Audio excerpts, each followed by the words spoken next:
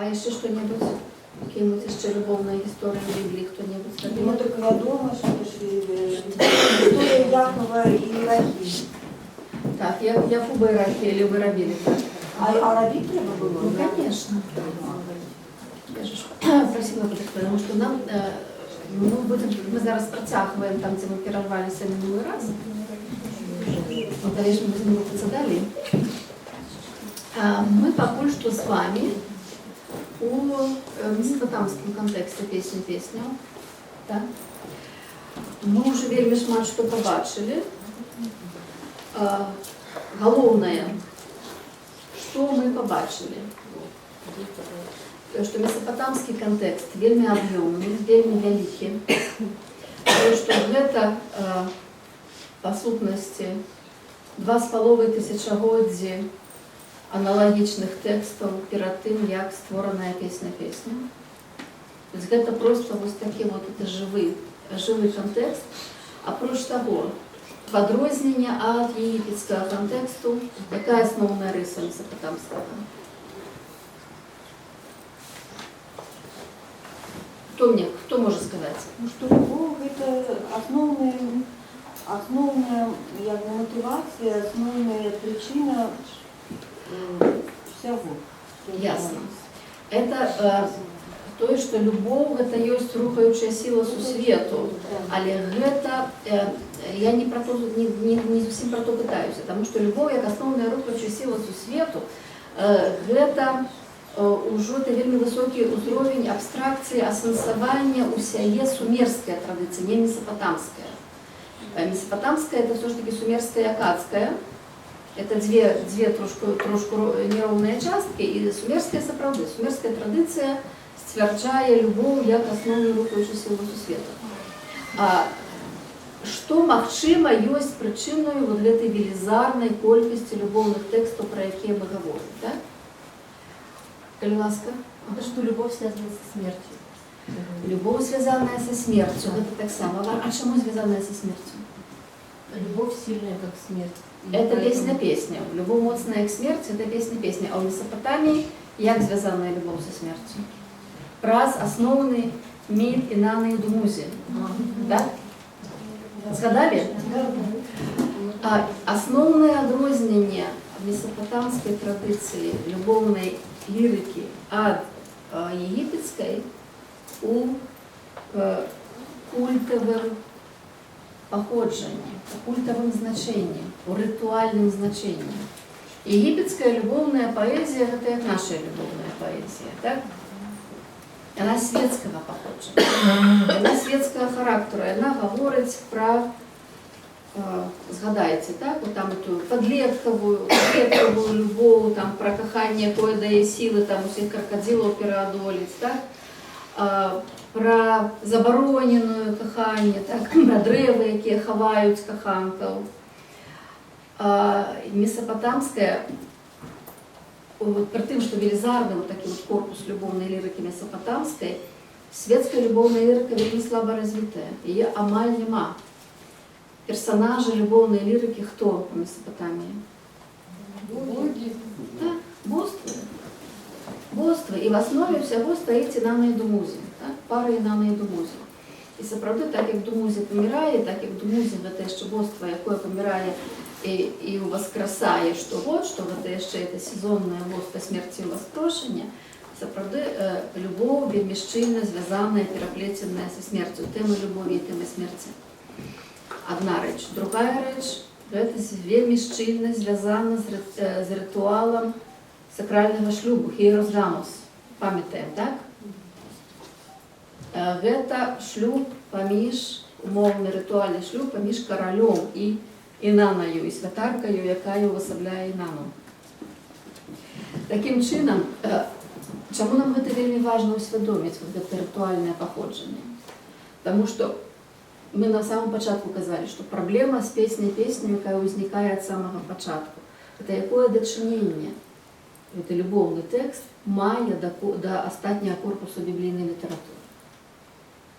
Ось праз гэтае вельмі шчыльнае яднанне з месапатамскай традыцыяй, яе лягчэй пабачыць у тым ключы, у якім яна была пабачаная ў першым стагоддзі, калі ўтвараўся канон, калі яна патрапіла ў канон.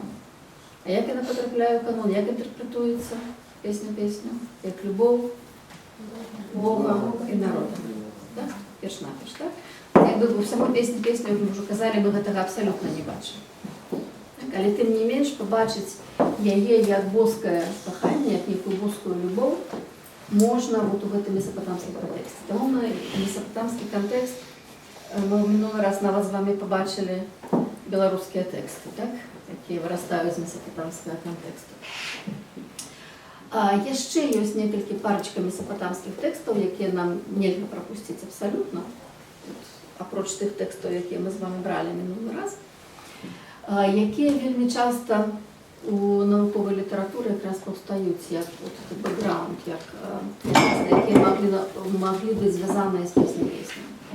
Але яшчэ якая праблема вялікая з месапатамскімі тэкстамі? Тое, што яны надзвычай раскіданыя па часе.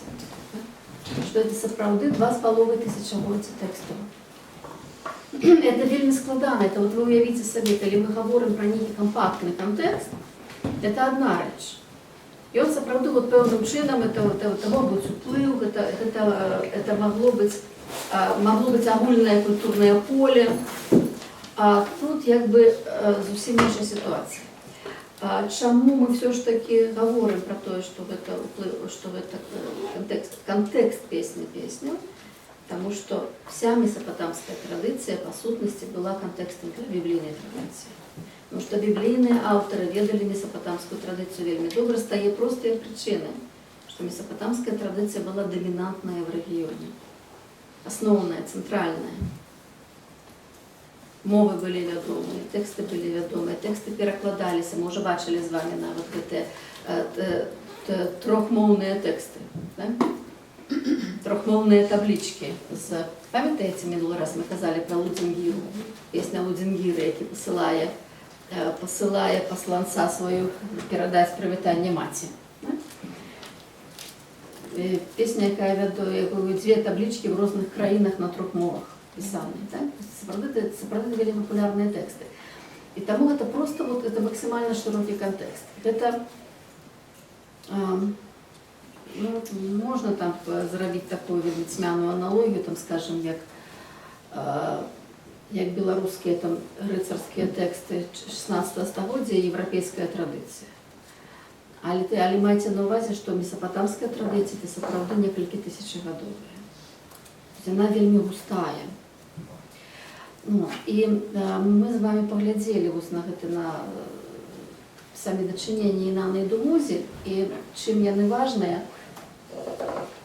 што гэта не толькі вот, в адрозненне там ад ритуальных шлюбных песень, это не толькі сапраўды вот такія сексуальна выразныя экспліцытныя тэксты, а гэта тэксты, у якіх прагаворваецца весь спектр адносінаў паміж хлопцам і дзяўчынаю, паміж мужчынам і жанчынаю. Ад самага ранняга заляцання да ложку. Сапраўды спектр адносінаў вельмі шырокі. І вось таксама у адрозненне ад многіх іншых традыцый, гэта сапраўды тэксты вельмі жывыя і тэксты, у якіх проста прагаворваецца радасць ад адносінаў, радасць ад любові, ад кахання. І вот яшчэ адзін вельмі такі выразны тэкст, мы яго называем стараакадскі, можа хутчэй назваць любоўны прыварот, можа нават так назваць, так? Это такое там магічнае дзеянне там выразнае. Гэта тэкст 3-го тысячагоддзя. То зноў-такі гэта не сумерскі, гэта акадскі, але стараакадскі. Гэта прыкладна 2200 год. Так? Уявляйте себе, это вельмі стары тэкст. І там мужчына спрабуе кліча розныя сілы, каб заручыцца каханнем жанчыны. Тобто каханнем якога на дадзены момант няма. Ён яго хоча паклікаць. І гэта адзін з вельмі нешматлікіх тэкстаў, які мае нашмат больш светскае светское такое это укараненне, чым культавае. І таму ён таксама ў гэтым сэнсе ён вельмі цікавы. І у яго от, ён кліча мудрасць Бога імкі, памятаем імкі, так? Памятаем, мы про імкі много з вами казали, так? То, что вот такое центральное, базовое мужчинское божество.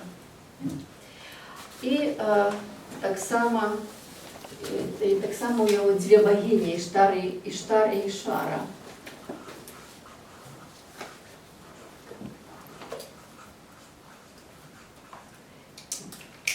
Он кличе на допомогу. Значить, он виконує сам текст має праз гэты заклікі мае пэўнае магічнае гучанне. Але там ёсць вось такія вось словы, якія выклікаюць вялікае зацікаўленне ў дачыненні да песні. Гаворыць: «Я схапіў твой род для кахання, сіламі Іштар і Ішары я заклинаю цябе. Хай не знойдзеш ты супакою і не вызвалішся ад мяне, пакуль твоя шыя і ягоная шыя не лягуць у судатыкненні побач». Так? Падобны таксама нейкі матыў. І там таксама гучыць матыў спуску да саду, як у песні песняў. І там цікавы сад, дзе ввогуле дзяўчыны растуць як кветкі. І там гаворкі пра мужчынскія духмяныя алейкі. І яшчэ вот такі тэкст адтуль: «Я выгнуўся аркаю у суэнавым садзе». Суэны альбо сін — гэта месяц. Это бацька Іштар. «Я абрэзаў галінкі для ейнага дня». І вот там таксама гучыць это нейкі трошачкі такі мацярынскі матыў. Вот, «Ты мусіш абысці мяне сярод драўляных скрыняў, як пастух абыходзіць свой статак, як каза ідзе вакол свайго казляняці, як авечка вакол свайго ягняці, асліца вакол асляняці». Вот, так вот, як ёсць сапраўды нейкія такія вот выразныя паралелі, прычым такі заўважце, што гэта велізарная розніца ў часе з гэтым тэкстам, так, это 2000-гадовая адлегласць часавая. Тым не менш, тэкст мае нейкія пэўныя моўныя падабенствы. Нават высоўвалася меркаванне, што можа у песні песняў дзесьці таксама вот ёсць гэтая магія. Магія любоўнага прывароту. Яна зноў-такі выразна не прасучваецца, але вот гэта абмяркоўвалася ідэя. Таму што калі будзем чытаць песню, звярніце на гэту увагу, ці не знойдзеце вы там таксама магія. Яшчэ ёсць адна вельмі цікавы таксама тэкст, які часта згадваецца. Гэта любоўная лірыка Рэльсіна.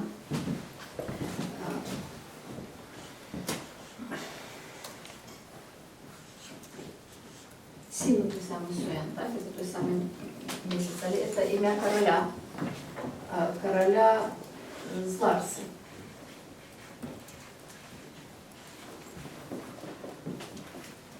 І гэта крышачку пазнейшы тэкст, это прыкладна 19-18 страницы. Крышачку маладзейшы тэкст, але не нашмат, таксама акадскі адпаведна. Гэта такі паэтычны вельмі акадскі дыялог, які, відаць, ужываецца ў рытуале Гейрус Гамус, то есть у рытуале сакральнага шлюбу. Дыялогі мы бачылі, мы мінулы раз вельмі добра бачылі дыялогі. Памятаеце, вот калі в аснове рытуалу ляжыць дыялог паміж братам Утам і сястрой Нанаю, на якім мы аналізавалі беларускія шлюбныя гульні, так? То есть, як бы, вот гэты дыялог, такое вось спрэчка, гэта такі проста, вось мы ўжо пабачылі, што гэта адзін з вельмі важных прыёмаў. І вот гэта таксама дыялог, і дыялог ужываны ў рытуале самога Рымасіны з святаркай. Мы мяркуем, што дзесьці пазней, што вот у гэтым перыядзе, відаць, гэты Гейрус Гамус выконваўся менавіта як паўнавартасны ритуал, вот это сакральный шлюб паміж каралём і святаркою на святая титул. Пазней, відаць, не. Пазней, відаць, ён просто уже быў толькі чыста як метафора, то есть як бы тэксты прачытываліся, але самого вот это сыходжання караля са святаркою, відаць, не было. Але ў гэтым часе, хутчэй за ўсё, это менавіта яшчэ вот просто вот выразны тэкст для ритуальнага шлюбу. І там хор гучыць, так само мы сустракалі раз-пораз, калі альбо апавядальнік, вот як у выпадку дыалогу паміж утам і нанаю, так, калі апавядальнік перарывае. Тут хор перарывае пару разоў, і хор падбадзёрывае, заахвочвае Рымасіна да далейшых любоўных дзеянняў. І таксама, вот, як і тое, што мы бачым у песні, так, як мы бачым у егіпецкіх тэкстах, сам тэкст адрасуецца то каханку, то просто аўдыторыі, публіцы, так? Штосьці расказваецца, апавядаецца. Часам это просто вот, часам лірыка, часам эпіка. Это вот як вот пасля грэцкай традыцыі і европейская традыцыя уважае, што тэкст можа быць альбо лірыка, альбо эпіка, альбо драма. Вот в эти блізкоусходнія тэксты, у тым ліку песня, біблійныя тэксты, яны вельмі добра ламаюць гэтае выяўленне. Что такое песня? Лірыка ці эпіка ці драма. Так? Там ёсць і то, і другое, і трэцяе, прычым можа быць цягам аднаго літаральна верша. Ён пераскоквае з апавядання на асабістае бачанне, то есть з эпікі на лірыку, і тут же ж будзе разгортвацца нейкае дзеянне, якое тут же ж заглушыцца зноў чымсьці іншым. Это вот пераскокванне з жанраў, вельмі ўласцівае, вельмі характэрнае для ўсёй гэтай літаратуры, і мы мусім мець гэта на ўвазе. То есть як бы вот прыкладаць сюды еўрапейскія меркі да гэтай паэзіі не атрымліваецца. У меня просто некалькі разоў нават былі такія гутаркі з нашымі даследчыкамі, якія вельмі ўпэўнена гавораць, што альбо лірыка, альбо эпіка. Пачытайце біблійную паэзію, якая цягам вельмі кароткай фразы можа пераскокнуць з лірыкі на эпіку і назад вярнуцца паспяхова. Так? То есть сапраўды шматгалосссе такое, якое нам просто вот вельмі цяжка нават палічыць, колькі асобаў гаворыцца, чыяго імені гаворыцца ў гэтым тэксце. І вот тут таксама вот хор перарываецца, і таксама гаворка. Вот бачыце, вот у тым тэксце, у тым любоўным прывароце, вот вы звярнулі ўвагу, так? Там, дзе спачатку ад першай асобы, а потым ад трэцяй асобы. Тут же ж у тэксце, так? Спачатку гаворка ідзе, што як бы зрабіце мне, але зрабіце, каб ейная шыя і ягоная шыя ляглі разам. То нібыта мы не заўважаем, што змяніўся апавядальнік, змяніўся персанаж, а ўжо замест я паўстае ён. То есть гэта той самы чалавек можа гаварыць пра сябе ў трэцяй асобе, ці гэта сапраўды весь час пастаянна мяняюцца галасы. І вы гэта глядзіце вельмі уважліва, калі мы вельмі уважліва будзем чытаць песню. Так само, как мы весь час чулі, што гэта хто гаворыць. Мы бачылі гэтую колькасць спевакоў, так бы мовіць. І вот так само такі вот кавалачак толькі маленькі з гэтай песні. Давай спомнім заданне каханку. Вельмі цікавы тэкст. Вот я вот не ведала так, як лепш перакласці це слово заданне, оно такое не вельмі ўдалае, але оно менавіта гэта і значыць. Вот оно не абавязак, але вот як вот тое, што положено, тое, што мусяць зрабіць каханкі. Так, і вот тлумачыцца. Давай спомнім заданне каханкаў. Ніколі не спаць уночы. Хай мы абое на ложку будзем у радасным настроі кахання. І там праз перапынак спалі сваё жаданне на мне зверху. Значит, зноў такі вельмі выразны эратычны тэкст. І апошні акадський текст. Так само можете заодно побачити різницю поміж сумерськими і акадськими текстами. Так? Бо ми минулий раз сказали про сумерські тексти більше. Акадская любовная песня Ки, Кишу, персонаж Ки. Город Киш – это все сумерские города, а это акадские тексты. Это так само больше меньше такого самого часу. Может там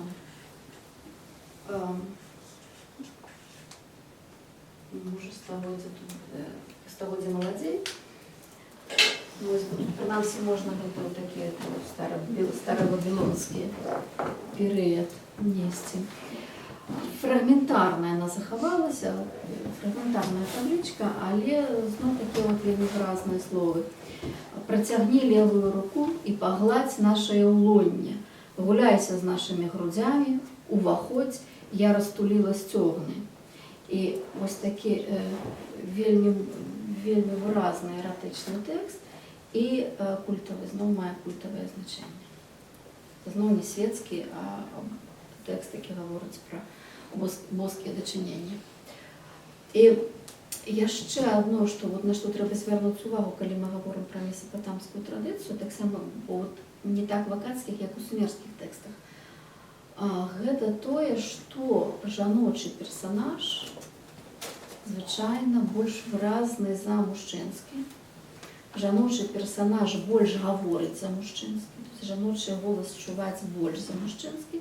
І жаночы голас бывае больш нават часам больш, нават, можна сказаць, агрэсіўны, настойлівы.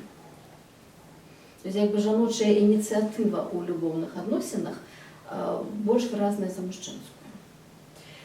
На гэта таксама шмат вельмі звярталі ўвагу, і былі меркаванні, што можа это жаночае аўтарства гэтых тэкстаў.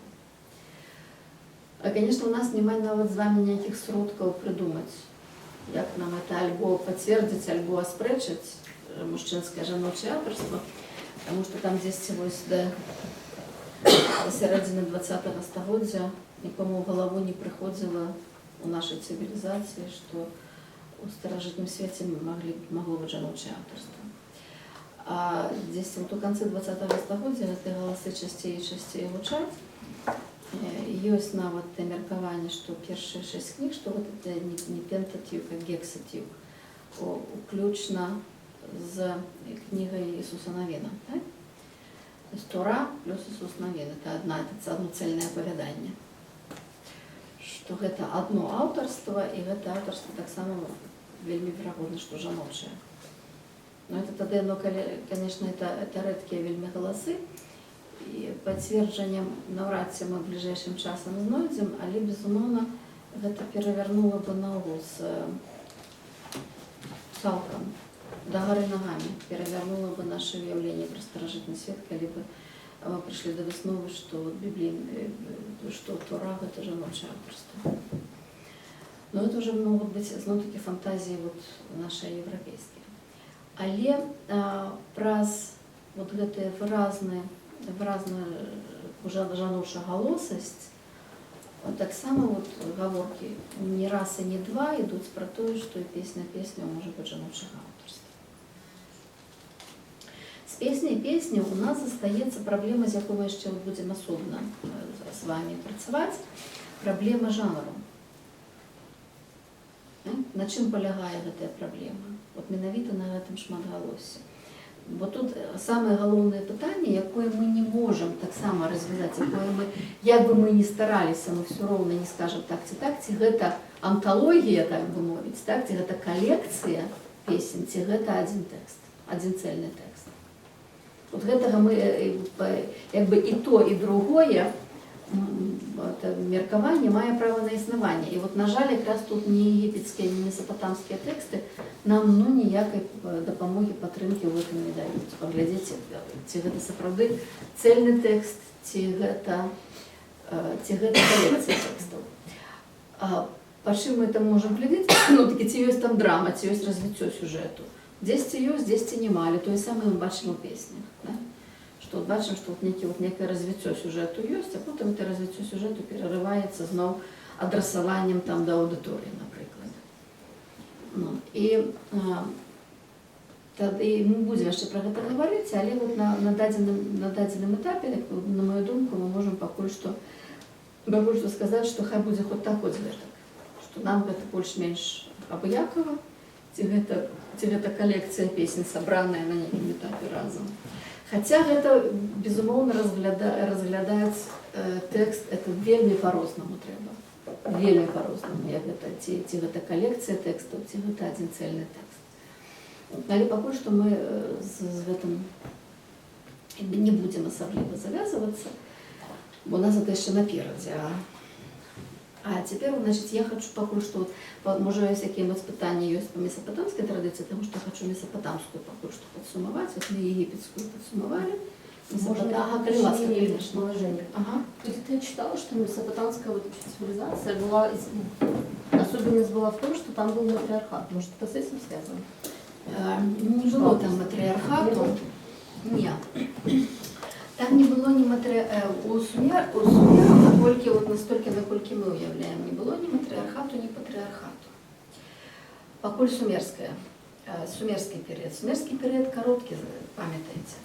Не культурний сумерський такої довжині, якої вся Месопотамія, вся старожитна Месопотамія, пам'ятаєте це, так?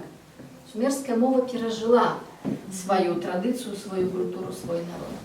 Але сумерський політичний період, ці етнічний, коли хочеться, період, він вельми короткий. Тобто, коли сумери з'являються і откуда вони з'являються, ми цього навіть близько не уявляємо. Але от другая полова 4-го тисячоліття і початок 3-го тисячоліття, от вам сумерський період. Еще раз скажу, покажите. Ну, вот поглядите, вот другая полова 3-го тисячоліття, это уже аккадский период. Тут уже сумеров нема. А початок сколько? Ну, на 1000 годов ранее в кінці. Ну, навіть не на 1000, 3200 не, это, да, может быть, так. Может быть. Навіть десь вот середина, так? То есть это все равно это другая полова 4-го тисячоліття і початок 3-го тисячоліття. Тягом 3-го тисячоліття сумери зникають. От со своїм незрозумілою безаналоговою мовою, безаналоговою етнічною приналежністю і безаналоговим розумінням про любов, як про рухаючу силу всього у світі. І матріархату там не видать ані матріархату, ані патріархату, тому що ми з вами вже про це казали, коли ми глядимо на списи королів, там переважно королі мужчини, і серед їх потрапляються жінки. І всі мужчини і жінки, знов-таки, не можуть бути любого соціального походження. Це не класове громадство, это нема кастовой поделенности абсолютно ніякої. Ми бачимо, що вот это, то шинкарка, то рибак, то виноградар робляться королями і керують своїм городом. Хто по 100 годов, після поводки, так пам'ятаєте? А перед поводкою пам'ятаєте лічби, там 36 600 годов, так? Як, наприклад, як Думусі, так? Коли Думусі згадується як п'ятий король перед поводкою. Там вельзарні такі лічбові відлеглості. І таким чином гэта жіночий складник там невеликий.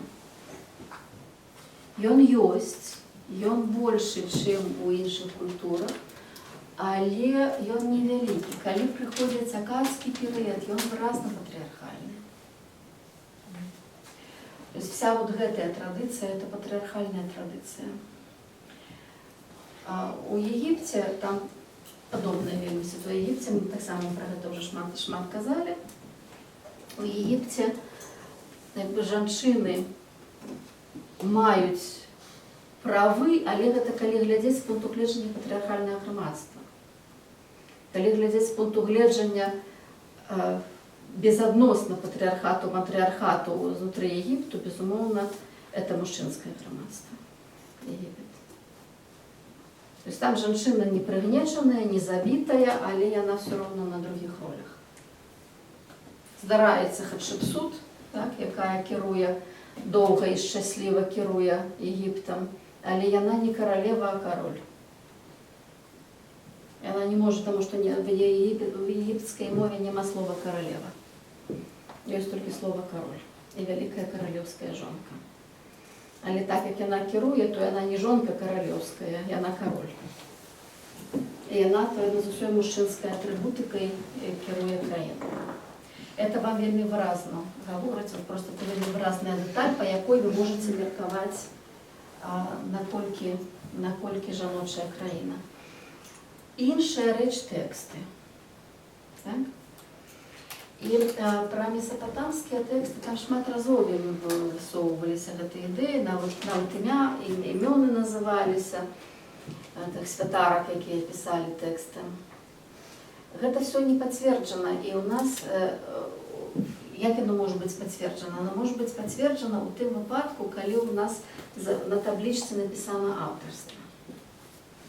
Інакш мы просто не ведаем. Вот гэты варыянт, калі на таблічцы напісанае аўтарства, ёсць ва угарыцкіх асноўных тэкстах. Там, дзе мы маем аўтара другога тысячагоддзя, дзе аўтар канкрэтна напісаны. Калі аўтар не напісаны, то все роўна мы будзем дадумваць, бо знайсці зноў-такі наўпроставыя доказы можна толькі калі ёсць тэкст.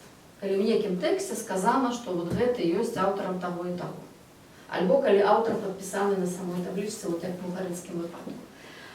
Усё іншыя ускосныя доказы, вот як тыя самыя, як вот гэты жаночы складнік, яны просто наводзяць на роздум, так? Яны нам все роўна не пераканаўчыя. Яны нам не будуць сказаць ані так, ані не. Але верагоднасць яны нам гавораць. І вот тое, што верагоднасць аўтарства, скажем, сумерскіх тэкстаў, жаночае аўтарства дастаткова вялікая верагоднасць, верагоднасць біблійных тэкстаў жаночага аўтарства нашмат меншая, але інтрыгуе сама праблема пастаўлена. Тое, што гэта верагодна жаночае аўтарства. Бо просто самі падумайце, яно сапраўды, калі ў сумерскай традыцыі это можна сабе ўявіць, то ў біблійнай традыцыі, якая выразна патрыархальная, гэта сапраўды пераверне всюды гары нагамі. Пра патрыархальнасць біблійнай традыцыі мы яшчэ асобна пагаворым, таму што гэта вельмі важная тэма, это вельмі важна паглядзець, як праз патрыархальную традыцыю прабіваецца непатрыархальны складнік. Бо ніякіх ілюзій там у вас не павінна ні ў кога быць наконт непатрыархальнасці старажытнага Блізкага ўсходу. Это менавіта это наша цывілізацыя, якая пачынаецца тут адначасова ў Сумеры в Егіпце, і якая, як на маю думку, она цяпер заканчиваецца. Это 5000 гадоў патрыархату. Тое, што было раней, тое, што мы зноў па ўскосных, археалагічных і, скажем так, фальклорных звестак, але это не пісаны фальклор, мы гаворым пра матрыархат, у нас няма простага доказа. Цывілізацыя, якую мы ведаем, гэта цывілізацыя, это самае старажытнае, што мы ведаем. Раней за яе мы все роўна все толькі рэканструюем, і все наши рэканструкцыі могуць быць памылковымі, таму што мы людзі пісьмовай цывілізацыі з вами. Мы даследчыкі пісьмовай цывілізацыі. Вот это наша цывілізацыя. Так? І таму мы можам, скажем, калі мы бачым у беларускіх вельмі старажытных сапраўды па паходжанні, але запісаных у 20 стагоддзі тэкстах, мы бачым выразныя месапатамскія карані, мы можам рабіць тэорыі, як яны маглі апынуцца там. А глыбей за гэта у нас няма нічога, ні ў беларускай традыцыі, ні якой іншай. І таму весь матрыархат гэта толькі наши прыдумкі. Так. Патрыархат мы ведаем вельмі добра. І таму менавіта таму вельмі важна, калі мы бачым менавіта ў тэкстах патрыархальнай цывілізацыі, калі мы бачым непатрыархальныя нейкія рэчы. Вони, звичайно, виглядають як рудиментарне, як щось старейше, як старейші пласти. Ось. Еще питание. Будь ласка. Ну, я сначала скажу, что нема подставлящий, что этот текст женочий. Потому что до сегодняшнего часа мужчина косноязычен, тормозит и не может так выразно казать, как женщина, а женщина, выглядая агрессивной, больше говорливой, пилит это бревно целыми днями. Это по сегодняшний час. Потому это, безумовно, текст мужчинский. У меня вот такое питание на конт того, что вы сказали, что шумерские тексты, там, любовь, движущаяся. Потом возникает бинарная позиция. То есть вы это где-нибудь писали? 10 колись по ангельску. Дайте мне этот текст, мы поместим старосом в сборник вот этой древней цивилизации, которая основала до шумеров, потому что видно, что шумеры не семиты, и они опынулись в семитском середовище, и потом возникли. Яны не семиты, яны ранее за семитов. Ранее за семиты. Так. Ну, ось у них любовь, Ну, это а у нас змагання, змагання. як і у всіх остальних. Тому час кончается не патриархату, не дай Бог, матриархат появится, а кончается час змагания и пришел час любови. Может быть. Мы не Они, будем. эти женщины, вот вы погожаетесь, а эти бревна не могут полюбить Лукашенко, а придется. Мы не будем зараз говорить. Не о политике. Я хочу вот таким чином хочу, щоб ми підсумували месопотамську традицію, побачили, що вона справді у нас домінантна, вона у нас основна. Але ми весь час згадували угарицьку традицію, угарицьку паралель, і нам її нельга абсолютно обминути. Но знов-таки тут треба зробити маленький екскурс, тому що, як я зрозуміла, уже з ваших питань і з ваших спроб знайти щось угарицьке, що більше з вас нічого не знайшла, нічого не зрозуміла і не ведає, що це за алгоритм, і з чим його ядуть, і яке дочинення В має. Википедии все красным текстом, красным, то есть туда суешь, ничего Ви не нет. ту Вікіпедію читаєте. Вікіпедія на різних мовах є? Ну, ангельскую. Коли ви візьмете ангельську, то ви там не шмат, що буде, сподіваюся. Значить, давайте до этой. Зробимо такий екскурс.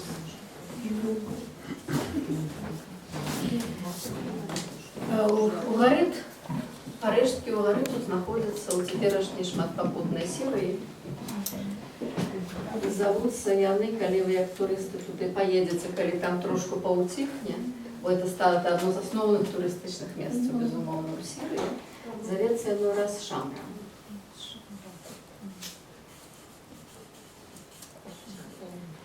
Що значить фенхелевая голова. Ведаете фенхель, так, рослинку? Угорит на 1,5 километра от моря, над берегом Міжземного моря. Це усходнє Міжземномор'я. Чому він нам важний? Ну спочатку давайте час. То есть это цілком другое тисячоліття до нашої ери. Угарита не було ані в третьому, ані в першому. Він був тільки у другому тисячолітті, прикладно у 12 столітті Угарит був розбор. Угарит – це тільки бронзовий час. У Железний век він не перейшов. Він був розборений одночасово там і народами мора, і трошки там хітити приклалися, і гаски приклалися з півночі, а Сирія войшла у силу з заходу, то есть з сходу. Угарит десь був на межі двох громадних імперій другого тисячоліття. Це ось, коли таку мапу малювали, це така велика мапа не треба. Я их тогда, просто картошечки выводят. Да, вот это коли тут Турция, так, усходнее Міжземномор'я. и тут Синайская полуыспа, да? Там Египет.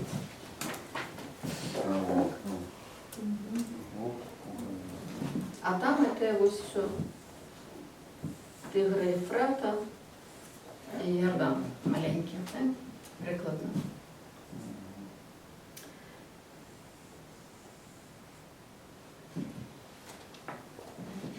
Да. И тут, и вот тут прикладно уже. Прикладно ось тут у гори. Значит, гэта ўсходняе міжземнамор'е. Ён быў на мяжы тэрыторыі вот гэтай аграмаднай імперыі егіпецкай і аграмаднай імперыі хетыцкай, якія паміж сабой весь час біліся. І ў гары тут быў і тым пратэктаратам, але, як, в прынцыпе, ўсе вот гэтыя вось гарады ўсходняга міжземнамор'я, гэта горад-дзяржава. В адрозненне ад Сумеру, гэтыя гарады-дзяржавы не былі звязаныя паміж сабой, таму што іх нават мы маглі... Это все заходнесеміцкія мовы.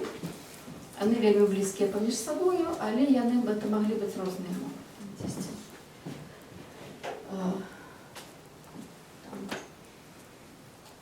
Тут, напрыклад, маабіты, так, тут у гары, тут маабіты, так, далёка не будзе. Это все вельмі блізкія мовы. Чым у гары адрозніваецца ад усіх сваіх сутаварышчаў гэтага ж самага часу, гэтага самага рэгіёну, гэтай самай рэлігійнай традыцыі, гэтага самага светагляду, тым, што Угарыт пакінуў велізарную колькасць пісаных тэкстаў. То есть тэксты гэтага рэгіёну гэта Угарыт. Всё. Больш тэкстаў няма. Ёсць інскрыпцыі, ёсць надпісы, ёсць невялічкія тэксты. Угарыт гэта літаратура. Это богатая, развитая, глыбокая літаратура, метафоричная, поэтичная, якая по часе, як вы можете паглядзіце по часе, тут до Біблії вельмі далёка, так? 12 стагоддзе, самая ранняя Біблія, про якую мы можем ввогуле казаць, это 7 стагоддзе. Это практично полтысячагоддзя розницы. Это часовая бездань на полтысячагоддзя. Уявіце себе в европейской истории, что такое полтысячагоддзя. В белорусской истории. Скакните на 500 годов тому, где вы опынетесь. То есть это часовая бездань, да, вот 100 годов. Это часовая бездань вельмі великая. Тым не менш, біблійная літаратура гаворыць той самою метафоричною мовою, якою гаворыць угарыцкая літаратура. Это тая самая образная система, тая самая поэтика. И нават угарыцкая, как бы вот гэтая вся традыцыя дапамагае нам часам зразумець словы, якіх мы не разумеем у Бібліі. З того моменту, як ми почали читати угарыцкую літературу, нам стало нашмат больш зразумела тою свою Біблію. І от сталі зразумела, асабліва тут два аспекти, які нам важні. От один, який я сказала, це там мовно-літературний аспект. Ми просто часом бачимо ось цей кавалок угарыцького тексту, ми його порівновуємо з яким-небудь біблійним поетичним текстом, вони могли бути написані в одній традиції. Вони не будуть один в один, але вони близькі. Другая річ, яка вельми важна для нас, це те, що по біблійній традиції, от ми вже про це з вами казали, якби основний сюжет біблійний, основний сюжет постоянний, який, хто пам'ятає, який основний? Основний накал, основная напруга у Библии. Это не поміж Богом, а поміж верою у Бога. Это напруга поміж тими, хто спробує вернуть Ізраїль до віри в одиного Бога. Ізраїльська традиція, яка бесконца від цієї віри відпадає. І от куди вона відпадає, мы ведали с Библии, ведаете, мы это вот все, кольки Европа есть, только Европа читая Библию, и ведая, что Ізраіль кудысьці адпадаў. А куды адпадаў? Мы зразумелі толькі тады, калі прачыталі угарыцкую літаратуру. То есть мы прачыталі гэтую, в Бібліі мы ведалі толькі як апаніраванне гэтай традыцыі, так? Як крытыка гэтай традыцыі рэлігійнай, у якую ўвесь час впадае Ізраіль. Мы разумеем, што Ізраіль знаходзіцца ў асяродку аналагічных краін, аналагічных народаў з аналагічнай вераю. І куды весь час, якая яму камфортная, якая яму зручная, якая яму традыцыйная, в адрозненне ад юдэі, так? Якая трымаецца вера в адзінага Бога, нашмат лягчэй. Ізраіль весь час, які земляробчы, так? Весь час дзесьці там это Баалы, мы все это Баалаў ведаем, што Біблія крытыкуе Баалаў, памятаеце, можа, як адзін з парадыгмальных вобразаў прарочых, прарок Ілля, біблійны, змагаецца з прарокамі Баала. Там цэлае спаборніцтва учыняюць, каб 400 прарокаў Баала зрабілі тое, што ён хоча зрабіць, і яны не могуць. То есть мы ведаем, што ёсць эта вера в Баала, мы ведаем, што оно все ёсць. Але якое яно, што яно і чаму яно такое прывабнае для людзей Ізраіля, гэта мы зразумелі толькі калі мы даведаліся пра існаванне угарыцкай літаратуры. І сам Угарыт быў просто таксама такі зусім ужо каротенькі экскурс. Сам Угарыт быў адкрыты намі выпадкова у 20-е гады 20-го стагоддзя, таму сапраўды гэта самая позняя цывілізацыя Блізкага ўсходу, якая вайшла в акадэмічны ўжытак. То есть, калі ўжо ў 17-м годзе была граматыка хетыцкай мовы, тут анаталійскай, то ў 17-м годзе яшчэ ніхто не ведаў, што ёсць такая угарыцкая мова. Ўжо ў канцы 20-х гадоў, калі пачаліся выпадкова, як звычайна это адбываецца, пачаліся раскопы, і калі абнаружылі горад, пачалі яго капаць, там два храмы, палац, пры палацы бібліятэка, пры кожным храме бібліятэка, прыватныя бібліятэкі. Мы ніколі не уяўлялі, што было, што ў другім тысячагоддзі у глыбокім бронзавым веку былі прыватныя бібліятэкі. Мы бачым прыватныя бібліятэкі, бачым некае неверагоднае літаратурнае грамадства. І гэтыя таблічкі, просто дзесяткі тысячаў, сотні тысячаў таблічак на розных мовах, асноўныя на мове, якую напісана клінапісам, а расчытаць паспрабуй.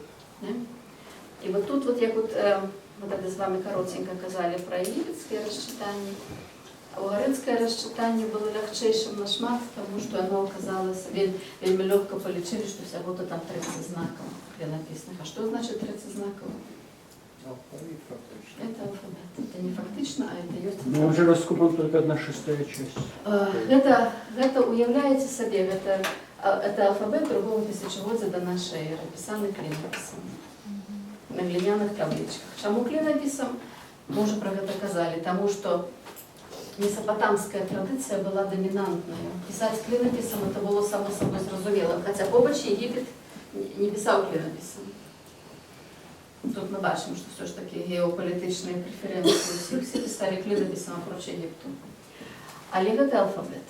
То есть финикийцы, якія больш-менш нашчадкі Угарыту праз 1000 гадоў, уже першыя тысячагоддзя до нашей эры, они зрабілі той алфавит, якім мы дагэтуль карыстаемся, так? Які стаўся в один бок, стаўся арамейскім, гебрайскім алфавитом, другі бок грецкім, лацінскім, толькі кірылічным, і на яго базе там придуманным уже там армянским, грузинским, там всеми якими завгодно алфавитами. То алфавит зробили финикийцы. Але да финикийцев, финикийские нащадки, не нащадки, а продки, финикийские продки з Угарыту зробили перший у свете алфавит. И вот гэтыя десятки, сотни тысяч табличек, они оказались на многих мовах, многими шрифтами, само собой абсолютно все магчымыя жанры. Але самае цікавае, гэта менавіта былі рэлігійныя, міталагічныя апавяданні, тэксты. Так што таксама праз там больш як паўтысячагоддзі у Грэцыі пачынаюцца эпасы, так?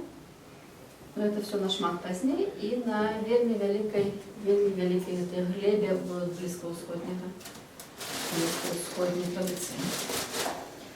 Вось. І такім чынам зразумела, што мы калі ёсць якія-небудзь угарыцкія паралелі, мы павінны іх даследаваць. Потому что они нам заўсёды Біблію высвятляюць вельмі добра.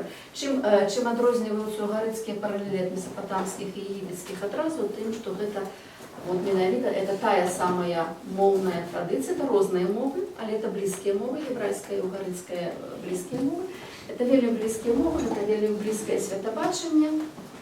То есть, калі з Месапатаміі запазычвалі з Егіпта, дзесьці таксама пераасэнсоўвалі, запазычвалі, угарыцкае не запазычвалася, яно было проста сваім. Яно было такім самым. Зразумела гэта? Вот это вельмі важна было гэта зразумець, гэты момант. Што угарыцкае это просто вот як, ну я не ведаю, там, ну вот, скажем, калі вы пачнеце там даследаваць украінскую традыцыю, так, вот, каб даследаваць беларускую традыцыю, будзеце заадно даследаваць украінскую до самага часу. Ну, вельмі падобнае, оно вельмі сваё, оно вот з аналагічнага вельмі, з аналагічнай сітуацыі. Вельмі блізкая мова, вельмі блізкая культура, вельмі блізкае светабачанне. Таму мы былі, конечно, вельмі глыбока ўражаныя, калі мы прачыталі угарыцкія тэксты, калі мы пабачылі, што біблійныя тэксты ствараліся не на пустым месцы. Яны ствараліся ўжо в існуючай літаратурнай традыцыі. Ну, это літаратурная традыцыя, то угарыцкая. Што тычыцца любоўнай лірыкі, она зусім не такая шыкоўная, не так шыкоўна прадстаўленая, там як егіпецкая, ці месапатамская, але зноў-такі маеце на увазе, што угарыцкі корпус тэкстаў па часе кампактны. Это літаральна некалькі стагоддзяў. Всяго толькі. Все, што мы маем з угарыцу, это некалькі стагоддзяў. Вот тэксты мы звычайна пазначаем іх угарыцкія тэксты абрэвіатурою КТУ і з нумарамі. Это немецкая классификация, Кейл алфавитише, это написано алфавитно, Кейл алфавитише тексты на усугарит. И яны пронумараваны, вот, звычайно, один, это значит религийные, митологичные, а тогда там уже номер текста. Это как раз то, что нас цікавіць. Самые цікавые тексты, самые-самые-самые, это от першей 6. Вот это КТУ 1.1, протяжник 1.6, это как раз гісторыя пра Баала. Пра Баала і ягоную жонку. Памятаеце, калі мы казалі з вами пра метафору брат-сестра на мужа жонку і на каханкаў. Я згадывала ў гары тады, што Баал і Анат у гэтых вот тэкстах, вот у гэтых 6 кнігах. Яны паўстаюць, Анат заўсёды сестра Баала. Заўсёды сестра і толькі сестра, она ніколі не завецца па-іншаму. А в іншых тэкстах яна паўстае як жонка Баала, што можа падарваць цалкам вот гэтую ідэю таго, што яна сестра, а вывесці зноў тая самая метафора, што сестра гэта жонка. Это іншае слово для жонкі, а для каханкі. Вот там у нас вот гэтае КТУ, якраз это Кейл алфавитише тексты, а усугарит цікавіць. Вот. Их там вот некалькі, вот КТУ 1.23, наприклад. Я напишу навіть це іншим кольором, щоб було ясно, що це заховується, це міняється. КТУ 1.23. Мы его называем ритуал теогонии грациозных богов. Вельмі цікава, так? Такая вся назва, яка абсолютно нічого не говорить. Гэта наратыўная паэма. Там галоўны персонаж, той, хто ёсць дзесьці вось, галоўны персонаж у гарэцкай літаратуры гэта Баал.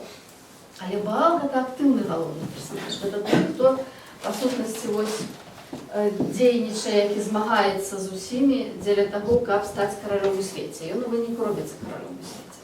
Ён змагаецца у тых 6 кнігах. У Баала два галоўныя такія апаненты.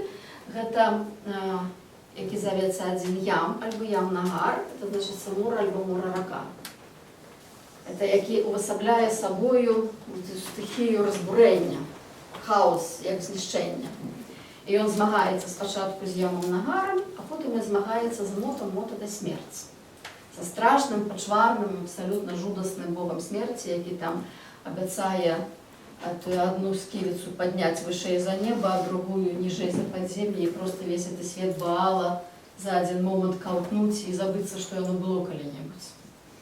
І там вот это две магутныя деструктыўныя сілы — разбурэнне і смерць, разбурэнне і анігіляцыя, якім супрацьстаіць Баал. А Баал — это той, хто нясе якраз гармонію ў свеце, хто клапоціцца людзям. Увогуле все людзі завуцца кшталту племя Баала, штосьці вось такое. Але над усім гэтым, чым нам было цікава ў гарэцкая традыцыя, то там як вот это змаганне вельмі выразнае, вельмі моцнае, але над усім гэтым ёсць вярхоўны бог, якога зваць Эль, альбо Иль. Эль — это мы цяпер варыянт, вы яго можаце Илу, нават хутчэй за ўсё вы яго знойдзеце, прымаючы на ўвазе, што калі гэта І, а гэта Л, так? Илу. Чаму У? Это заўсёды канчатак назоўнага склону. Там усе угарэцкія імёны вы можаце даставляць У альбо прыбіраць У, як вам больш падабаецца. Бо гэта канчатак толькі назоўнага склону. То есть, калі вы будзеце Илу скланяць, у вас все роўна карэннае У няма, все роўна Иль альбо Эль. Эль гэта ў хеврайскай мове, у гарэцкай хутчэй за ўсё Иль, але гэта базавае семіцкае слово для Бога. І вот гэта галоўнага Бога, яго менавіта так і зваць. Илу, ці Эль, назовем яго па-біблейску ўжо. Ён, задача Эля, вот спрабуйце гэта таксама зразумець, некі вот кароткім такім момантам. Задача Эля — дзесьці трымаць агульны баланс у свеце. Яму не цікава, хто будзе дакладна каралём, то есть вот які дакладна свет будзе. А што значыць, хто будзе каралём? Калі кароль Баал, уяўляйце сабе, калі у свеце кароль Баал, это значыць, ён клапоціцца пра людзей, ён клапоціцца пра змену пораў году, ён весь час мацуе межы гэтага свету. І гэта вот свет, які уяўляе сабе чалавек. Это свет, у якім кароль Баал, боскі кароль. Калі ў свеце кароль Ям, мора, это зусім іншы свет. І от Элю па вялікім рахунку ўсё роўна, ці Ям кароль, ці Баал кароль, ці Мот кароль, ці Аттар, там яшчэ одно такое боства, якое, дарэчы, в гэтых любоўных тэкстах вылазіць, астранамічнае боства, кароль. То есть кожны з іх можа быць каролем. Галоўнае, каб дзесьці гэты баланс захоўваўся. Эль вельмі цікавы персонаж наогул, ён так вот далёкі бог, але ён сядзіць, вот это як это сказаць, ведаеце, як это як нерухомае вока тайфуна. Ён сам не рухаецца, але вакол яго, чым далей ад Эля, тым больш веравання. Там все астатнія багі ходзяць, спрачаюцца, скандаляць, весь час спрабуюць паўплываць на Эля, а ён толькі сядзіць на сваім троне, ён сядзіць. Это такая нерухомасць, якая мае нашмат вышэйшае багаслоўскае значэнне, чым рух. Это абсолютная нерухомасць. Вот Эль заўсёды сядзіць на сваім троне, а вакол Эля крутіцца весь свет. І Эль, вот вся гэтая гісторыя завяршаецца тым, што Эль прызнае Баала каралём. Калі Эль прызнае Баала каралём, Баал мае права каралём быць. Свет аддадзены Баалу, это значыць, што ў свеце все будзе ў парадку, все будзе на месцы, і людзям будзе добра, і всяму астатняму будзе добра. Бо калі там хто-небудзь іншы будзе, то будзе катастрофа. Але тут вельмі цікавы момант вот самой гэтай канцэпцыі ў тым, што яна не дуалістычна, што все роўна ёсць Эль, якому все роўна, для якога жыццё, смерць, космас, хаос — гэта як два бакі аднаго медаля. То есть для чалавека это радыкальная розніца. Баал ці Ям ці Мот, кіруе светам, жыццё ці смерць. І для кожнага з багоў. А для Эля, ён бачыць абсалютна всю карціну. Ён бачыць поўную карціну, у поўнай карціне это все разбурэнне, гэта неабходная частка стварэння. Не будзе разбурэння, калі Ям не разбурыць, ніякі Баал нічога не пабудуе, так? Вот. І вот Эль дзесьці вот там, значит, трымае вот гэты агульны баланс паміж прымальным, непрымальным для кожнага індывідуальнага свету. Але это космас-хаос, вот гэтае вось жыццё і смерць, адпаведна Ваал і Ям альбо Мот, это все дзесьці вот на шалях у Эля. Ну, і вот у гэтай гісторыі пра гэтых грацыёзных багоў, тэагонія грацыёзных багоў, там менавіта персанаж Эль галоўны. Ён яшчэ вельмі цікавы любоўны персанаж, ён фігуруе таксама ў гэтых тэкстах, яго заўсёды завуць бык Эль. У яго такі эпітэт. Бык, яго вельмі по-рознаму трактуюць, і там я не буду вам самую ту вялікую трактовку казаць, чаму. Але вот просто, якая нас тычыцца, бык это яшчэ, это не толькі моц, это яшчэ і урадлівасць, это плотнасць. І все багі абсалютна завуцца дзецьмі Эля. Нават незалежна, вот калі там у Баала, Баал вельмі канкрэтна, ён сын Дагана. Баал это Бог. Само імя Баал означае уладар, Господ. І ён мае свайго бацьку, але ён сын Эля. То есть все, што існуе, это столькі дзяцей Эля. Таму Эль бык. Вот. Все, што ёсць, все ўсіх нарадзіў Эль. І у гэтай гісторыі якраз вот любоўныя адносіны Эля, у Эля бясконца нейкія любоўныя адносіны. І там, так як зноў-такі тэкст фрагментарны, там незразумела, ці гэта адна багіня, ці гэта два імені, ці гэта адна багіня, якая мае два імені, ці гэта дзве розныя багіні. То есть вот з кім Эль дакладна мае гэтыя эратычныя адносіны, якія зноў-такі эратычна апісваюцца, якія вот просто маюць тэкставае падабенства. І вот калі адна багіня, гэта якраз это Ацерат, это тая, што Элевая сужонка. Это якраз вот жаночы бок Элевага медаля. Это тое самае імя семіцкае Ацерат, што оно выходзіць на Астарту, на, якія вы яшчэ ведаеце, Ашера у Бібліі, у гебрайскай мове Ашера, і Штар, оно когнітыўнае. Это як бы не тое самае, але когнітыўнае семіцкае імя. То есть это як бы галоўная жаночая мова.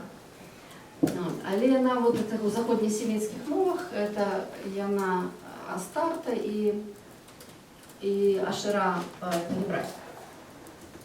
І в Бібліі фігурує як Ашера, але в Бібліі Ашера гучыць не як боства, а хутчэй як дрэва, якое в храме, якое трэба вот, ну, паводле якраз вот біблійнага тэксту, тое, што ёсць вось гэтым ідалапаклонствам, і гэту Ашеру, то трэба выкінуць. Вот, але ёсць вельмі цікавыя, можа нават вы гэта чулі, потому што гэта шум быў вельмі вялікі ў свеце, калі дзве ажно ёсць этой інскрыпцыі, два надпісы, дзе гаворка ідзе асабліва адзін вядомы, благословенне Ягве і ягоная Ашера. Ну, уявляете себе, так, что это значит? Что вот якраз Ягве это то, что один Бог свету еврейский, тут мы в этих ранних надписах мы бачим благословение Ягве и ягоная Ашерою.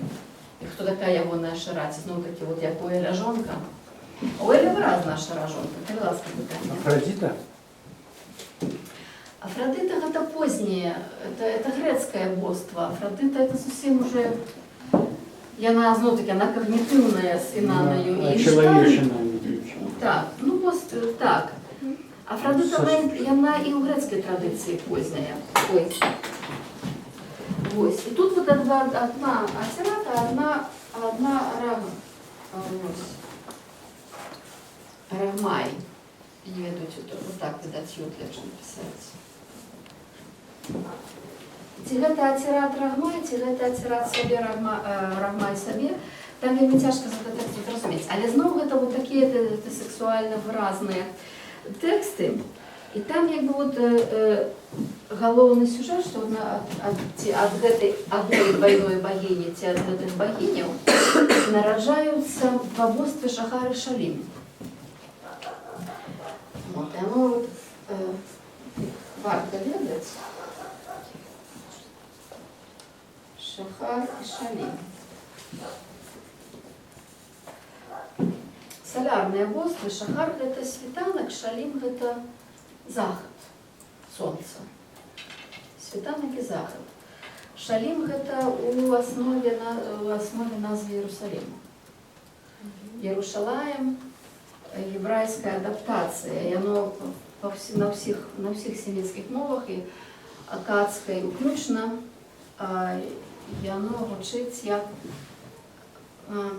это сказать, основание Шалима. Шалим это бог заходнего солнца, по сути, бог заходу. И вот Иерушалаем, это Иерусалим, это как раз город Шалиму. Нараджаюцца гэтыя богословы, і там вот, основное, дзеля чаго мы эту историю бярем, это дзеля того, что Эль уступае ў любоўныя адносіны. Вот. А далей там уже история, гэтыя шахары Шалима начинают пожирать всех птушек в небе, всех рыб у воде. Эль хвалюется, что это такое, она тут бяды наробіць, он их выгоняе ў пустэльню, и они там 7 гадоў у пустэльні бродзяць, и там хтось іх падкормлівае. Таким чынам нейкі парадак усталёўваецца. Ну, надзвичайно такі невялічкі такі міт, які, звичайно, прачытваецца таксама ідэалагічны. Вось, але гэта вот такая одна з тых вот важных нам гісторый, да? Другая, это яшчэ вот это уже КТУ 111. Гэта уже вельмі выразна, вот тут вы бачыце, тут 1.23, там яшчэ вот 111. Гэта ритуал боскага шлюбу. І гэта важна, што мы бачым в Угарыцы ритуал боскага шлюбу. Мы бачым, што калі ён быў в Угарыце, ён быў на ўсходнім Міжземнамор'і. Паведна, вот мы можам уявіць сабе, што гэта было і на тэрыторыі Ізраіля. Таму што так мы яго ведаем па месапатамскіх тэкстах, але калі мы яго сустракаем на ўсходнім Міжземнамор'і, ён адразу пашырае сваё значэнне вельмі моцна. Это билингвистичный текст, одна табличка, хурицко-угарыцкая мова. И там два лунарные божества. Месопотамская лунарная богиня и вот, заходнесемитский лунарный бог. Аттару как раз. Вот. Але гэта, вот яшчэ один, 23, вот яшчэ 1.24, КТУ 1.24, яшчэ цікавая любоўная песня. Яна гаворыць, вот яна такая вось, так бы мовіць, весялейшая. Яна гаворыць таксама заходнесемітскае божество месяца. Мы можем нават яго напісаць, он завецца Яриху. Я бы за все его назвать. Да мне его написать. Переработать уже не хочется.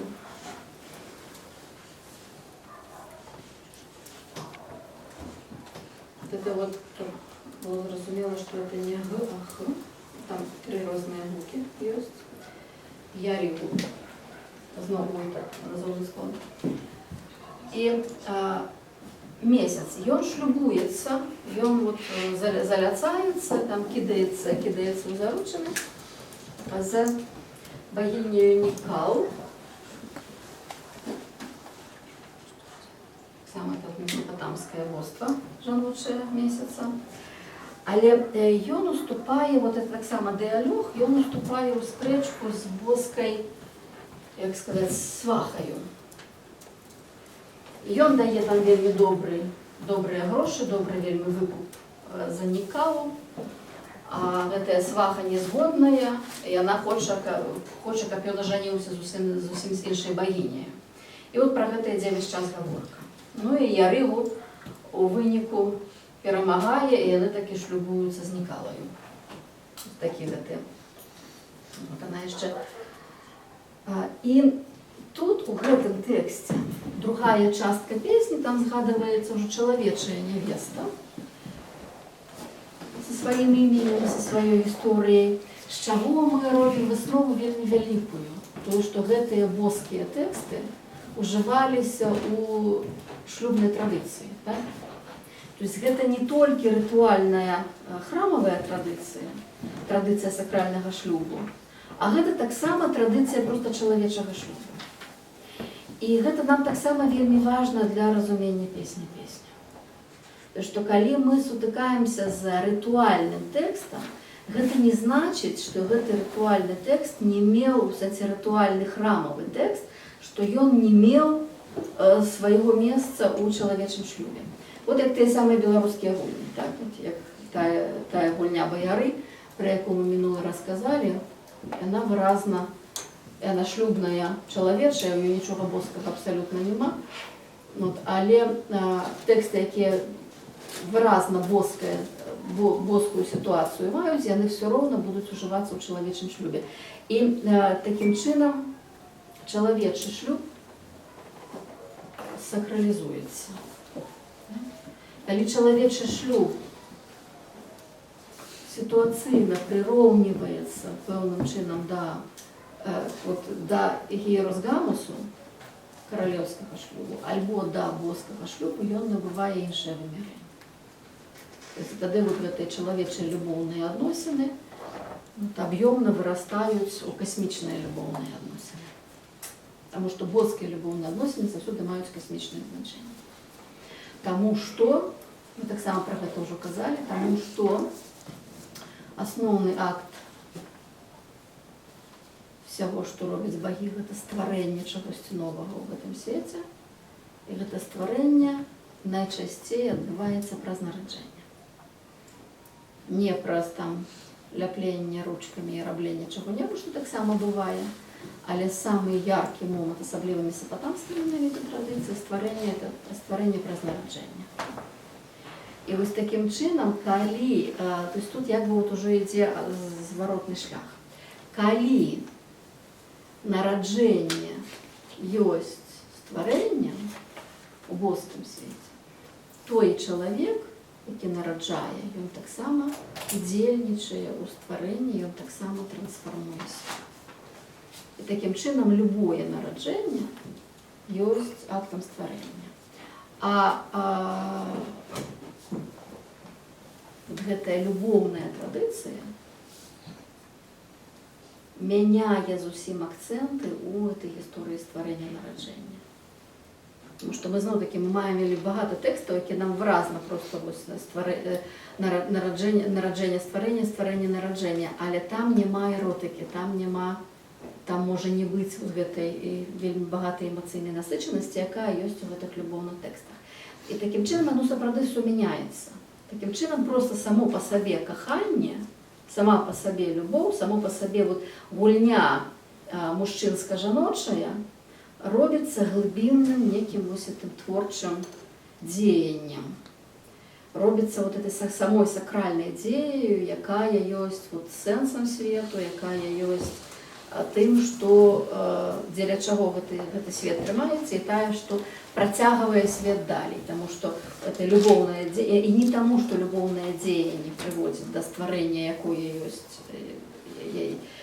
якое прыходзіць праз нараджэнне, а таму, што любоўнае дзеянне само па сабе звязанае, проста выразна ўжо экспліцытна звязанае з гэтай творчай боскай дзейнасцю, і таму любая там любоўная забава, любая любоўная гульня, любыя любоўныя там гэтыя і жаданні, памкненні, мроі, якія мы сустракалі ў гэтых песнях вельмі многа, яны ўсё роўна вядуць да трансфармацыі свету. І яны ёсць сутнасцю трансфармацыі свету. І гэта дзесьці тое, што ляжыць у самай аснове разумення любоўнай блізкаўсходняй традыцыі. Тое, што мы з вами спачатку не пабачылі ў егіпецкай традыцыі, але ў егіпецкай яно дзесьці апасродкавана ўсё роўна таксама ёсць. Тое, што мы в егіпецкай і в еўрапейскай, мы гэтага не бачым. Мы бачым гэта проста на чыста чалавечым плане. Гэты, бачыце, гэты месапатамскі кантэкст і усходнемземнаморскі угарэцкі кантэкст прыносяць, размыкаюць нам і ператвараюць проста любую любоўную дзею у касмічную дзею касмічнага значэння, так бы мовіць. І любая гульня, любыя там слёзы, плач па каханым, ці радасць ад каханага, ці апісанне цела, ці гэтае падрабязнае распісыванне фізіялогіі, якое нас дзівіць у гэтай вельмі экспліцытнай літаратуры раскурсе, оно все таксама абсалютна набывае іншае гучанне, таму што оно мае касмічнае значэнне, касмічнае вымярэнне. Вот. И тому сама по себе, вот он то, что это эмоциональная литература, это литература, якой вельмі много там и радости, и забавы, и утехи, и вот этой радости, забавы и утеха, они так само размыкают свое человеческое значение и набывают боское космичное гучание. И это то, что нам вельмі важно, то, что мы не мусим забываться. Да? Значит, коли мы будем читать песню, потому что там песня будет вельмі много своих складанностей, але вот гэтую самую великую складанность нам треба буде тримати у голове. Вот коли ласка на гэтым этапе питання. Потому что зараз мы вельмі важные речи сказали. Ну, это только наш час скажет, что нечто ручками это творение. Ручками это познание. Даже поговорки такие есть. Створение только празднорождение. Ні, у нас достаткова історія створення як виробу. Навіть у другому розділі книги Роду Бог робить чоловіка з пилу глеби. Ён його фактично вилеплює, там і дієслово, яке вживається, «я цар», ну, значить формувати. И он формует человека, и он никак не связан с народжением. То есть вот это вот, и мы маем месопотамские истории, где нават фигурує печь, где для того, коли у человека треба створить, вот спочатку вот зляпили печь, и в ту печь почали там совать уже там свои некие вироби, обпекать, как еще глина была вельми добре зроблена. Есть вельмі розныя сюжеты, але нават вот створение празднараджэння у месопотамской традиции, оно надзвычай широкое. Вот, например, и зима, и лето нараджаются. Коли вот это не Энки працуе, а працуе Энлиль. Там есть один абсолютно шиковный текст митологичный, где Энлиль, а Энлиль, памятаете, я казала, Энлиль это он бог поветра, он громовник, и он король богов. Вот коли Мардук не возникает, потому что засюда король Мардук, или коли Мардука нема, тогда Энлиль, основный керовник.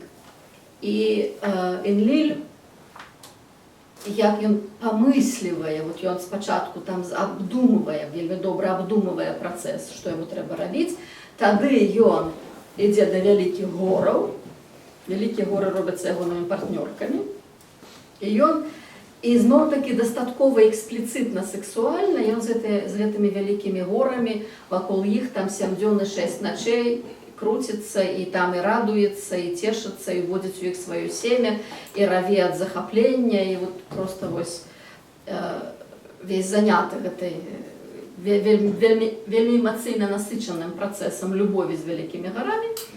И потом ён з іх выціскае, як добрые вяршки, примушае их народить зиму и лето.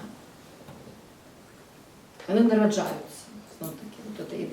То есть час закручивается простое, что Энлиль их нараджае.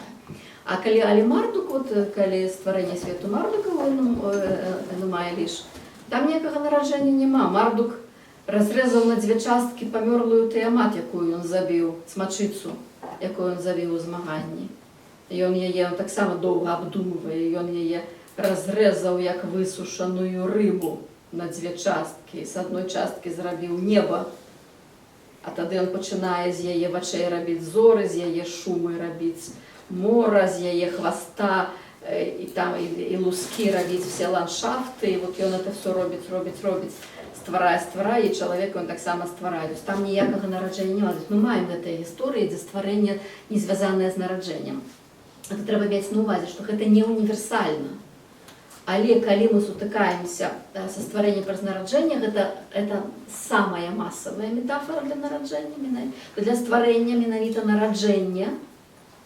І ось тоді, і от коли ми, бачите, коли ми, наприклад, у історії Мардука, там любові нема місця, там інтелект працює, так? Там він повинен все обдумати, він повинен все вельми различить и все зробить, вот, как оно было пригоже, и тогда боги в полном захоплении, там уже будуют ему и Сагилу, и дают ему 50 славных имен.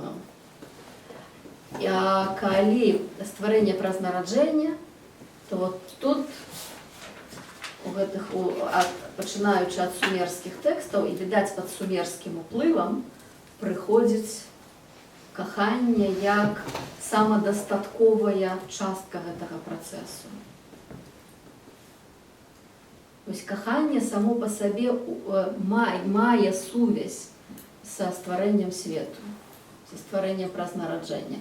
Але яно хутчэй туды вядзе, але яно самадастатковае, таму што яно настолькі эмацыйна насычанае, настолькі вялікую радасць яно нясе, што незалежна ад таго, да якіх вынікаў яно прыводзіць, ці прыводзіць яно да стварэння новых элементаў у свеце, ці не прыводзіць, гэта ўжо не гаворыцца. Гаворыцца пра тое, што проста што гэта сутнасць існавання свету, это менавіта вось гэта любоўнае судатыкненне процілеглых элементаў. Ну і зразумела, вот эта любоўная лірыка, пра якую мы гаворым, это мужчына і жанчына звычайна, але у грамаднай этой любоўнай месапатамскай, сумерскай традыцыі это што заўгодна можа быць. Это не абавязкова мужчына і жанчына у каханне ўступаюць, а проста вот гэтыя дзве бінарныя пазіцыі, якія все роўна пакахаюцца, якія все роўна кінуцца адна на адну і в этом магутным эратычным парыве створаць што-небудзь іншае. Але яны зноў-такі все роўна вот у гэтай свядомасці, яны все роўна будуць вот это мужчынска-жаночае напаўненне нейкае мець. Вот гэта вот я хочу вельмі, каб вы гэта зразумелі, таму што гэта сапраўды это вельмі складаная рэч, пра якую мы цяпер гаворым, пра тое, што пра любоў як пра цэнтр значэння, існавання, функцыянавання сусвету.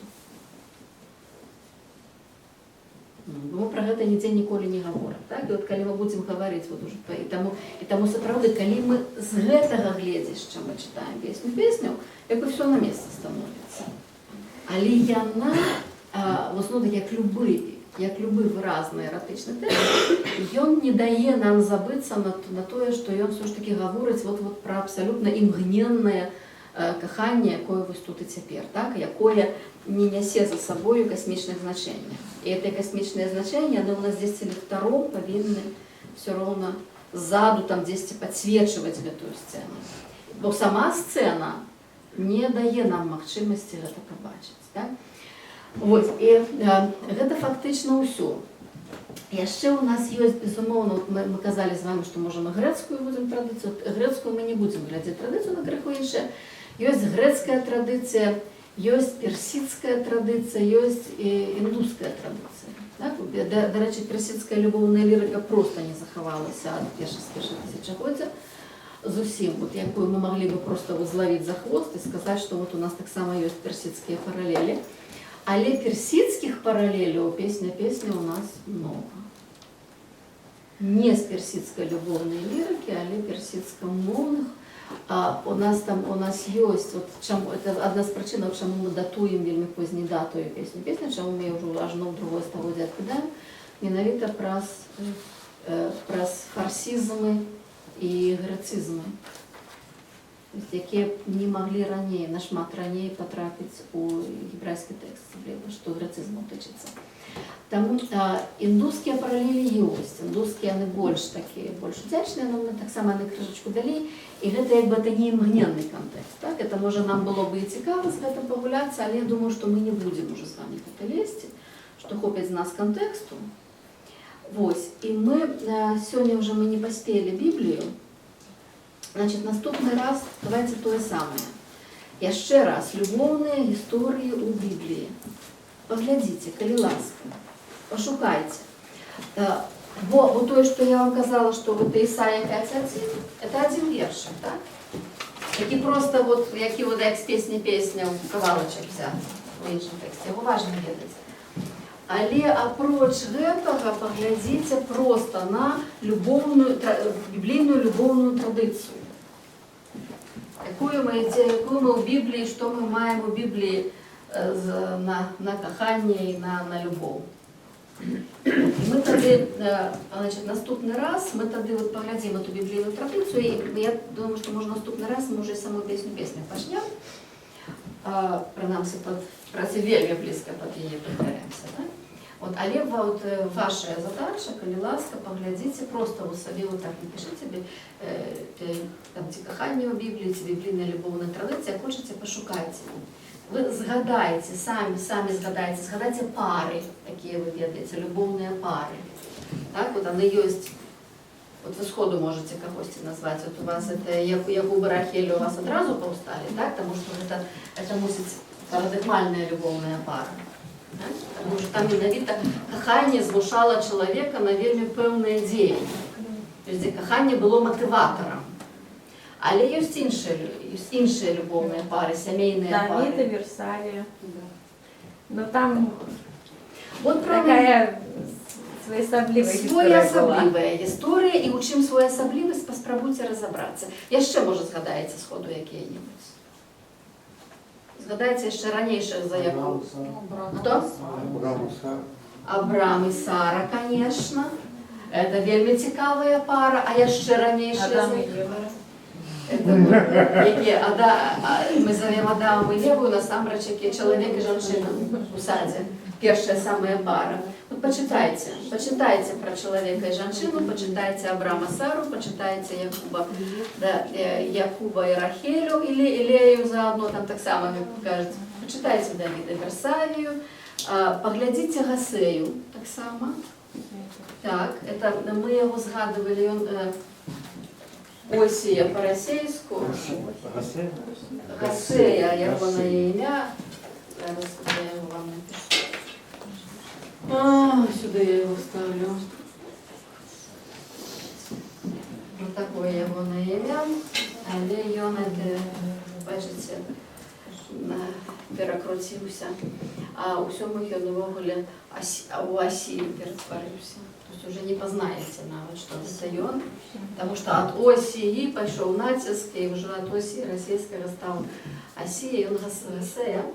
Поглядите его початок Гасеи, поглядите. Потому что там потом вам не треба, але вот там, где мы с вами калі эту идею адносінаў Бог-народ як шлюбных, адпаведна здрада, адпаведна ідалапаклонства, здрада гэта як блуд.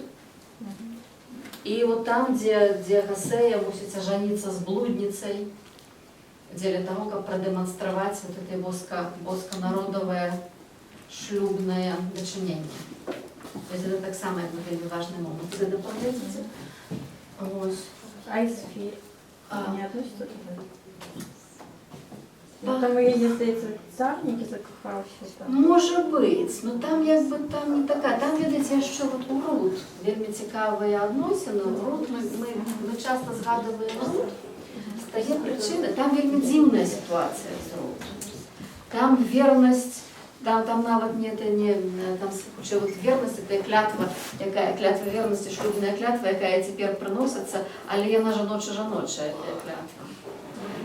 Але яна, ну поглядите Рут, так само, так? Так.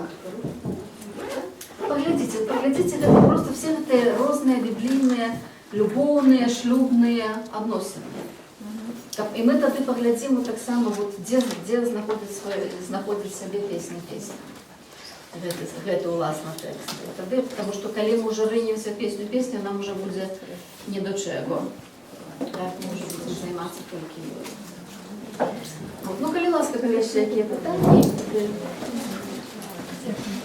А ось, коли цариця Савська приїхала до царя Соломона, это все-таки інтелектуальні були відносини, чи це були так само ніякі? У Біблії нічого нема про кохання, але у традиції вельми маса. У небіблійної, постбіблійної традиції, у арабській традиції вельми маса, так? Там же, где она уже была жонка, там уже мы ведаем навіть і про сына Этиопского, и там уже там же самые разные. То есть традиции такого нема. у Библии нема. Але у традиції є. Я на своїй справі ставала цієї цариці. Слухайте, у нас ви про її питаєтеся, ми про Соломона не можемо сказати, що його існувало. У нас би Соломон самий громадний персонаж, у нас ніякого доказу існування Соломона немає. У нас Давида тільки один є текст про когось з дому Давида. У нас как бы это все только на традиции.